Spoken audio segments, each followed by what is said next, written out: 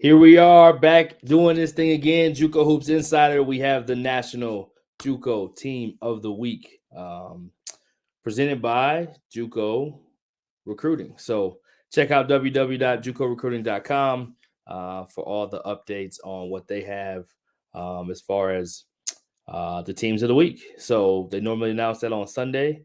Here we are about to interview Coach Smithpeters, Tyler Smithpeters. Don't get it confused. One left to go to Missouri. We're about to talk about all that, but they had a great week, 3 convincing wins, including a top 10 win in his first year, the head coach. So I guess he knows a little bit about what he's doing. So we're going to bring in Tyler, and he's going to tell us all about it. What up, T?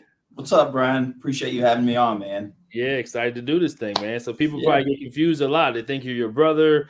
They don't know. They're like, well, Smithpeters is the head coach. How does that work out in the end, man?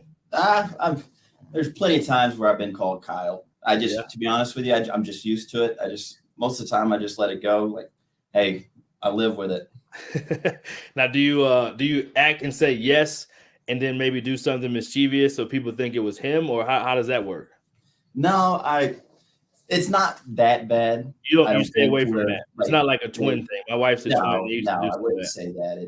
It's just more of, I think we're both used to it by this point. Right. Shoot, I've been called Kyle. I can't count how many times. If I had $1 every time someone did, I probably wouldn't be coaching college basketball, right? No doubt. Now, you guys coached together for several years.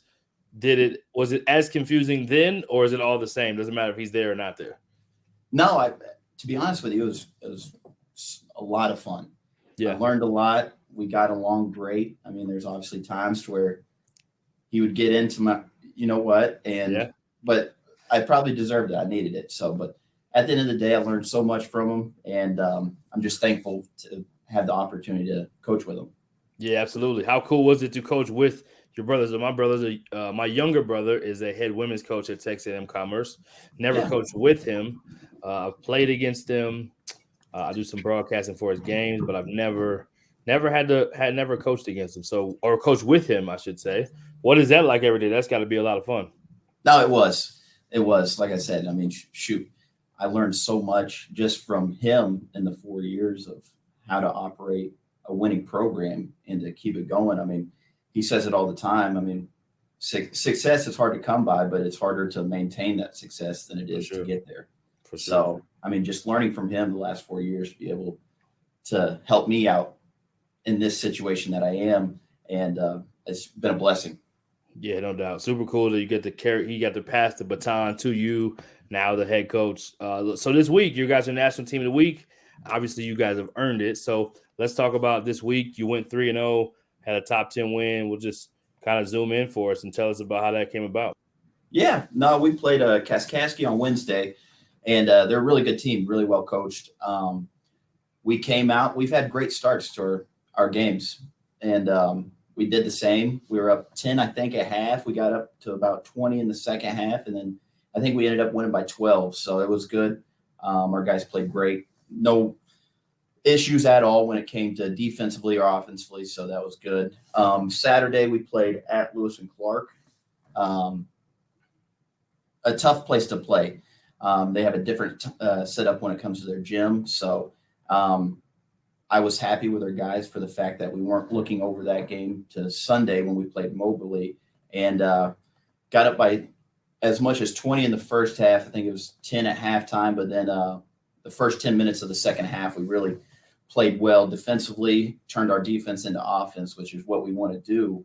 And so we ended that game. I think we won by a decent amount. So it was good just for the fact that, like I said, we didn't just look over them and go straight to the Moberly game. So, and then on Sunday, obviously, we played a really good Moberly team. Very talented, well coached with Coach Smith.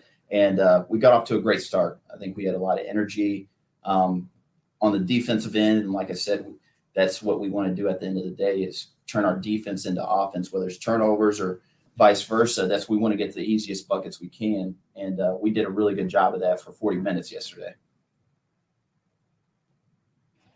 Yeah, and obviously just a monster win and be able to get one of those type of wins. What is that? I mean, obviously, JUCO is a little bit different. Everybody doesn't necessarily understand how scheduling works, but to be able to get a top 10 win like that, what does that mean? Obviously, there's more ball to be played, but in your first year, even just for buy-in, just for the recognition for things like this, for recruiting in the future, obviously, job's not done. But what did it mean for your program to have that kind of week and to be able to be named the JUCO Recruiting National Team of the Week? It was great. I mean, like I said, I'm just proud of our guys for the fact. I mean, we've played a really tough schedule. Indian Hills, Northeast Mississippi, Three Rivers at Three Rivers Mill area, and now Mobley. I think the biggest thing is we've learned from each game. We were up by 15 against Northeast Mississippi, and they came back and beat us.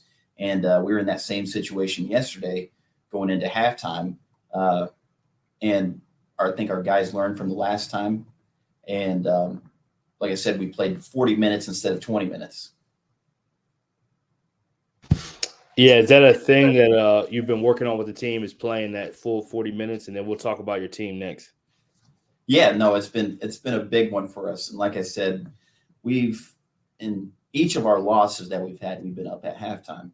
We're up 4 against Indian Hills at home, and they came back in a very close game and they beat us. And same with Northeast Mississippi, we're up 15 and a half. I mean, but that's why we play those types of teams and those types of games, because they're talented enough, they're tough enough to be able to come back and win. Yep. And I think we did a great job of just pretty much a learning lesson for us of we can't just play 20 minutes. We can't play 25, 30. Right. It's got to be all 40 against those types of teams. No question. So let's talk about the guys that are playing the full 40. Tell us about the recruitable players. Obviously, some guys may be underclassmen and may have another year, but the guys that are eligible to kind of get recruited, play at the next level, we like to kind of highlight those guys as well. So yeah, so everybody on our team this year is recruitable. So our freshmen, our 7-foot freshman, Elliott Lowndes, he's a qualifier. He played at Cobden High School, which is pretty much a local school by Johnny Logan. So all of our guys, freshmen included, can be recruited. Our sophomores, we have a lot of experience. I think that's helped us throughout this year so far, or this season, I should say. And I think we have Kurt Lewis, Isaiah Stafford, Elijah Jones, James Dent, KJ coming back, Justin Cross, Sean Smith, Kamari Peterson. We have like 9 to 10 guys that have had college experience, college basketball experience, and I think that's been huge for us. Yeah, always great to be able to stay old and have that experience to step in and help you win games. Talk a bit about the program. A lot of people may not know Johnny Logan. Those that are in the JUCO recruiting world and in the college basketball recruiting world know Johnny Logan's been a real force in the last handful of years, even including an NBA draft pick here recently. So talk a little bit about just a little bit of the history and the culture of Johnny Logan. Yeah, Brian, I was fortunate. To be in the situation or the spot I'm in, just for the fact that Kyle, he let me come on as a volunteer assistant my first year here, and then just kept growing and growing and growing into having more of a role than assistant coach, obviously, and now the head coach. But I mean, Kyle's did an unbelievable job in his 10 years here. I mean, he's made what Johnny Logan, or the Logan way is what we call it, of what it is. So, I mean, I'm fortunate in being able to learn from him of how to run the program, and now I can do the same thing and try to keep it going. Yeah, talk about the Logan way. I was actually going to ask that exact question. I know that's kind of the hashtag and the mantra around the program, which is great to kind of have that kind of a stamp. What is that for what you can share? That is, you can't share all the secret sauce, I know, but what you can share, talk a little bit about that. I think the biggest thing is, I mean, we tell our guys to be great citizens. I mean, on the court, off the court, in the classroom, we want them to be a pro and take every day and every situation as a professional approach. And I think that's the biggest thing with our guys is, I mean, we tell them every day, be a pro, whether it's in the classroom, on the court, because at the end of the day, the ball's going to stop bouncing at some point. So, and that's when the education comes in. And I think the biggest thing for our guys is, and what we tell them is that when it comes to academics, the professors and all that, that is their basketball court. And you got to respect what they're saying and what they're doing. And pretty much just like on the basketball court, you got to be a pro when it comes to all those things.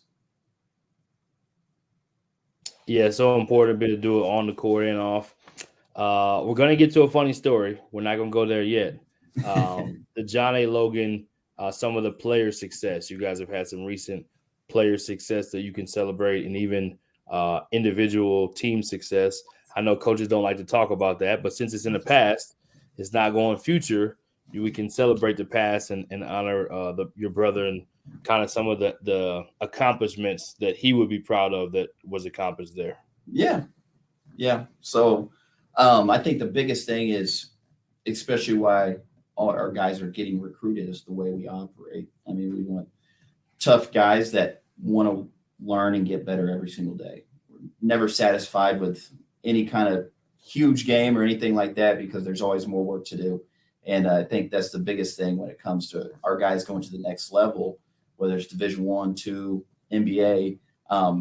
They're never satisfied. And I think that's the huge for when it comes to our program, because like even today we played 3 games in 5 days. We had 4 or 5 guys in the gym this morning just getting shots up, just trying to get better. And I think instilling that hard work and the accountability of wanting to get better on the court and off the court is why our guys have been really good at the next level. All right. So what is the recruiting pitch? What is the new Tyler Smith, Logan way? What's your 30-second, if you had to give one, or a minute recruiting pitch? Because obviously you guys are signing high-level players. So if you give us a quick little sample, what would you say? I'm putting you on the spot. I don't know, Brian. I don't know if I can just tell my secrets like that. Yeah, just give us a little. Give us the rated G versions. I think the biggest thing is just what our players in the past have done here at Logan, whether it's just for 1 year or 2 years. I mean, they come in and do what they need to do and hold themselves to a higher standard, and then it transfers to the next level. So I think pretty much, in quotes, the proof is in the pudding. I mean, we've done this before for a very long time, and if you come in and do what you need to do, it's going to work out. Absolutely. What about the place itself? For people that haven't been there, I think it's obvious when you have guys that have been successful as you guys have and have the team success, it makes it a lot easier because, like you said, it's the track record speaks for itself.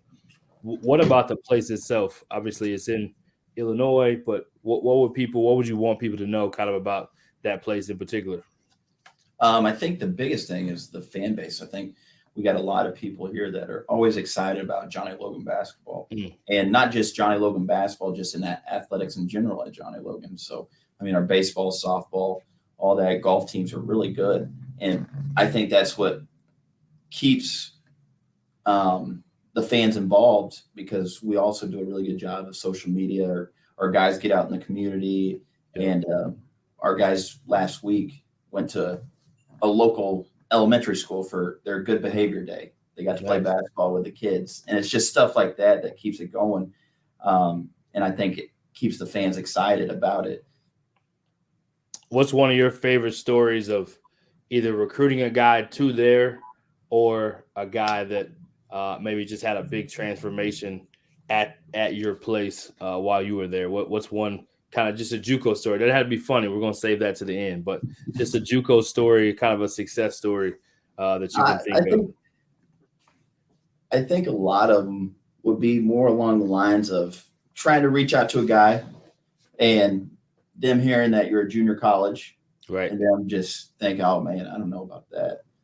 So then you just keep talking to them and keep talking to them. They probably don't say it as nice as you said it. I don't know about that. They probably said it a little like, ain't no way, coach. Yeah, exactly. And that's the thing, though, Brian, is I don't think a lot of people understand what junior college is. I think it has a bad rep for whatever reason. But when people get here and pretty much experience what junior college basketball really is, I think it changes their mind completely. Yeah, for sure. What is your, in general, kind of as a ambassador for JUCO basketball, as you're a current coach at the head coach level, what would you say is your message to almost people that don't know about junior college basketball or don't have a better understanding and do have some of those misconceptions? Because there's probably more that have that than don't. Yeah. I think the biggest thing is when people think of junior college basketball, they don't probably think of the talent level and all that, because it's high major talent, high level talent. I mean, it's, if you go look at every different state and all that, different regions, I mean, there's a really good player, plenty of really good players. I mean, we have our Midwest JUCO Jamboree that we host here, and I think this is our 6th year hosting it. I think in the last 6 years, we've had over 100 D1 players that played in our event that went to a D1, and over 250 to however many that just went to the next level. So I think it gets a bad stigma just for the reason that people don't really look into it. They don't watch it. And I mean, now that ESPN and CBS Sports and all that are starting to broadcast games, I think it just makes it even better for junior college basketball. Yep, absolutely. We're almost winding down. So we'll talk a little bit about your conference specifically, because I think it's another one of those conferences maybe that doesn't get as those that don't really know. People think Texas or Florida or even Kansas, national tournaments there, but doesn't always have the maybe just the perceptional respect. So let's talk about your conference, and then we'll end with a funny story. I mean, our conference is really good. We have really good coaches at each school, and it's a grind. Especially when it comes to conference region schedule, it's a grind. Every place we play at, it's tough because teams are good. I mean, Vincennes played Olney Central and won by 8 or so, but that's how it is when it comes to conference play, just because every team that you play always has a game plan, and they're going to win, or they're going in trying to win and beat you. And that's how it should be. That's how it needs to be. I think that, like I said, I think that makes our region a lot better, just for the fact that how many good players and coaches there are in it. Yeah, for sure. And what would you say if you have a funny story for us by any means that's either basketball related or non, but either way, just give us a funny JUCO story you got for us. Oh, this would be a good one. All right. Okay, what you got? First year at Johnny Logan. Okay, so we do our little pregame practice. We're at Indian Hills. Actually, it's my 2nd year at Johnny Logan. And we do our little pregame practice, and we're playing on Fridays. I think it was a Friday, Saturday, back to back. And so Saturday comes along, and I just tell Kyle, I said, Kyle, I don't know if we really need to get up and down and do all this kind of stuff. I said, maybe we just get shots up, just try to get their minds right. And he said, no, I don't know if that's right. I said, just try it. Just try it. Well, we go into that game Saturday, and it was not good. And the look that Kyle gave me after the game, I said, yeah, we're doing it your way. I get it. Does he bring that up to you whenever it was time to make this move to the head coaching position when he took off to Missouri? Did he bring that story back up? No, he hasn't. Thank goodness, because I rather forget it. The look that he gave me, I said, man, I might need to find somewhere else to coach. Good stuff, Coach. Well, we appreciate you taking the time. Congratulations again to your team. I know you're not done with what you are setting out to do and the championships you want to win. We'll let you have the floor for any kind of last words you want to say either about the program or in general, and then we'll let you get back to preparing for your next game. Thank you for having me on, Brian. Thank you for the nomination, Cody, all that stuff. And I appreciate what you guys do for junior college basketball. It helps so much. It makes a difference just on social media and all that, just bringing the attention to junior college basketball. So we appreciate it, man. Yeah, absolutely, man. I'm a former JUCO product myself. Coached 5 years in JUCO. My wife coached 2 years in JUCO as well in volleyball. So we understand, appreciate it, and we respect it. We know what it is. So thank you for participating and hanging out with us today and sharing about the program, and keep kicking butt, man. And good luck the rest of the way. Thanks, Brian. Appreciate it, man. You're welcome.